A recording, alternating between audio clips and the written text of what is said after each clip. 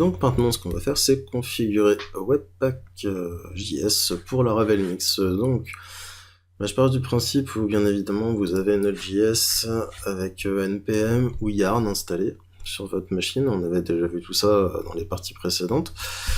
Et à partir de là, déjà, ce qu'on va faire dans un premier temps, c'est installer les Node modules. Donc pour ça, on se rend dans notre terminal, tout simplement. Et puis on va faire un sudo yarn install. Ou si vous êtes avec npm, sudo npm install. Et si vous avez les droits root, si vous êtes sous Linux par exemple, je ne sais pas comment ça se passe sur votre machine, mais voilà, vous pouvez le faire sans sudo certainement. En tout cas, si vous êtes sur Mac, dans la plupart des cas, vous devrez taper sudo. Donc sudo yarn install. On saisit son mot de passe. Voilà, et là on a les dépendances JavaScript qui vont s'installer. Donc on a quelques fichiers qui vont faire leur apparition, bien évidemment. Et un dossier Node module qui va apparaître aussi également avec les dépendances JavaScript. Donc pendant que ça s'installe, je vais mettre pause parce que c'est assez long, puis il n'y a pas d'intérêt à ce que je commente ce qui s'installe, voilà. Vous voyez, ça s'installe, je vous reprends tout de suite après. Ok, donc c'est installé. Qu'est-ce qu'on a de beau? Si on retourne là, effectivement, ici on a un dossier Node module avec les dépendances JavaScript qui se sont installées. On a un fichier yarn.loc, et puis nous ce qui nous intéresse c'est le fichier webpack.mix.js dans lequel on voit qu'on a la Ravelmix donc qui est requérie. Voilà. Ensuite on a quoi? On a un mix.js qui va nous prendre le contenu de ce fichier JavaScript qui se trouve ici dans Resource. Alors je vais refermer ça, voilà. JS, on a un fichier app.js qui requiert tout simplement ici le fichier bootstrap.js. On a Axios comme librairie qui est installé par défaut, loadh aussi. Et on nous dit que quand on envoie des requêtes avec Axios, ce sera des requêtes en Ajax, donc XML HTTP request.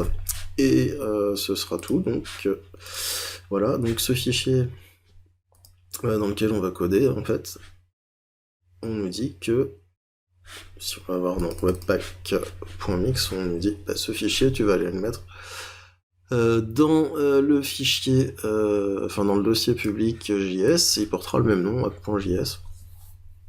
Et dedans, on aura pas mal de JavaScript qui servira, tout simplement, ça va être compilé. Et ce sera mis là-dedans.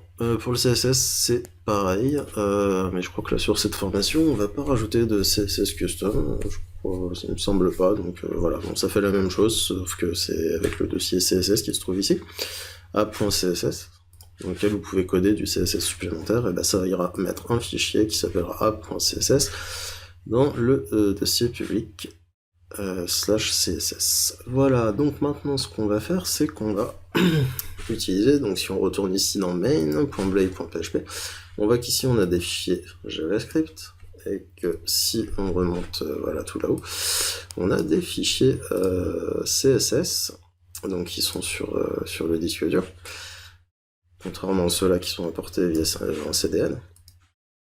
Donc ce qu'on va faire, c'est que les fichiers style.css et component.css, on va les fusionner dans un fichier qu'on va appeler all.css. Donc pour ça, on avait déjà vu comment faire dans les parties précédentes. Donc on va faire un mix.styles. Ok.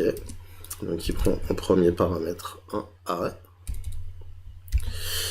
Et en deuxième paramètre, une chaîne de caractères qui, en fait, on va stipuler un dossier css /all.css. Donc ce dossier, bien évidemment, on ira l'incorporer. On peut rajouter .version pour le versionner, pour utiliser la technique du cache blasting, c'est-à-dire qu'on mettra le fichier en cache, donc le navigateur ira vérifier si une version cache existe, il prendra celle-là pour aller plus rapidement. Sinon, si le numéro du fichier a changé, c'est qu'on a fait des modifications, donc il le rechargera. Alors ensuite, donc, ce qu'on veut, c'est mettre le dossier, c'est simple en fait. Ils sont ici, donc assets. dans le dossier public, donc dans public, assets style.css et public slash, l'autre ça va être componente, voilà, je vais prendre le chemin, comme ça je suis sûr de pas me tromper. Très bien, voilà, tout simplement. Donc voilà pour les styles, et pour le JS, je vais faire quasiment la même chose. Mix.script, pluriel, hop, donc pareil, il prend un arrêt. Des fichiers qu'on va vouloir concaténer et minifier, et donc ça on va le mettre dans le dossier public, dans le dossier JS, et on va l'appeler all.js, et on va rajouter pour version derrière. D'ailleurs, enfin, vous n'êtes même pas obligé de rajouter, moi j'aime bien le faire parce que je trouve ça plus clair, mais pour version, vous pouvez le mettre tout à la fin, vous n'êtes pas obligé de le rajouter à la fin de chaque ligne. Voilà, on le rajoutera là aussi, mais sachez que vous pouvez le mettre vraiment à la fin en rajoutant juste point version. Ça marchera aussi, étant donné qu'en plus en JS, on n'est plus obligé de fermer les instructions comme ça, donc bon, bref, avec le semi-colonne là, donc voilà. Donc ça c'était pour la petite explication, voilà, moi, je préfère faire comme ça, donc voilà. Ensuite donc on a les fichiers JS qu'on veut incorporer, donc ils sont en bas, donc je veux le fichier script.js, très bien, et public le custom.js, donc tout simplement. Ok. Voilà, alors maintenant vous allez me dire, ouais mais qu'est-ce qu'on va faire avec ça, à quoi ça va servir? Bah en fait ce qu'on va faire c'est qu'ici, dans main, alors on va revenir, on va faire dans l'ordre, on s'est occupé du CSS d'abord, donc on va revenir au CSS.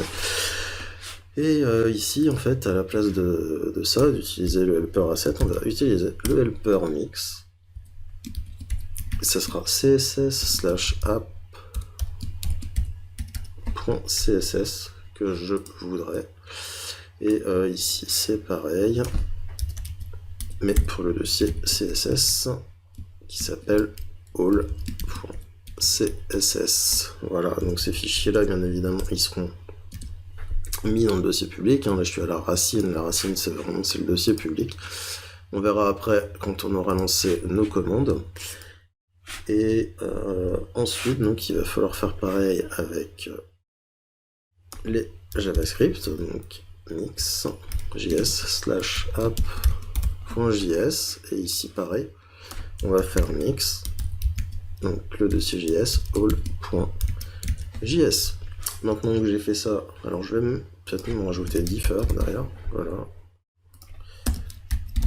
Ce sera plus rapide pour charger la page.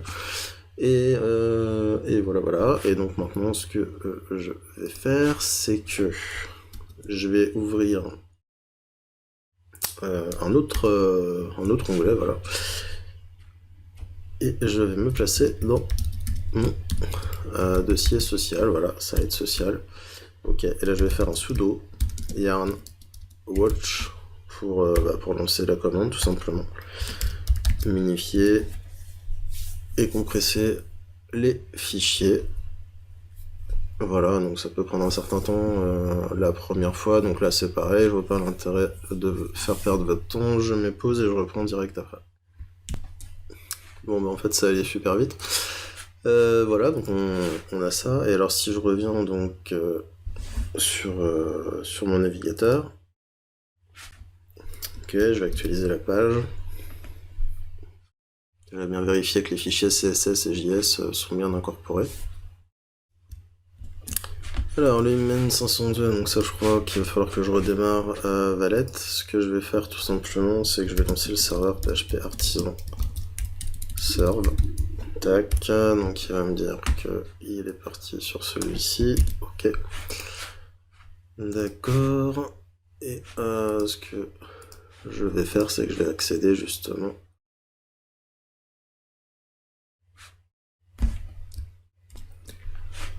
Donc là, ma page s'affiche bien, et moi je vais vouloir afficher le profil utilisateur, donc avec le nouveau template.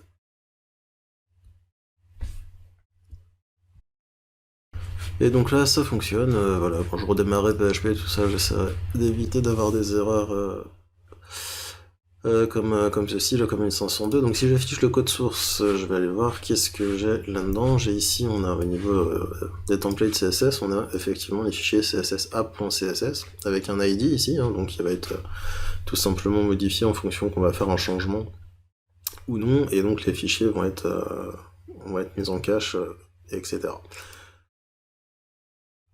Donc là, je peux aller voir effectivement le fichier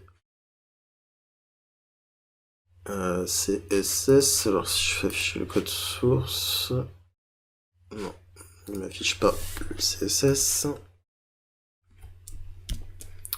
Bon, du coup, tant pis, c'est pas grave de toute façon, puisque le CSS est pris en compte, hein, on le voit bien ici, sinon il y aurait pas de style, il y aurait juste une page toute blanche.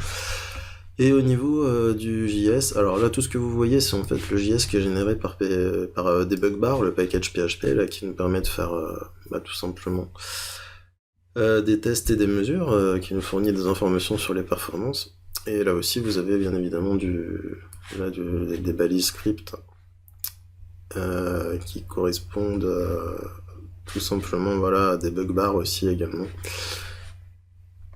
qui lui aussi utilise le versionning, puisqu'on voit qu'ici on a un V est égal avec un numéro derrière.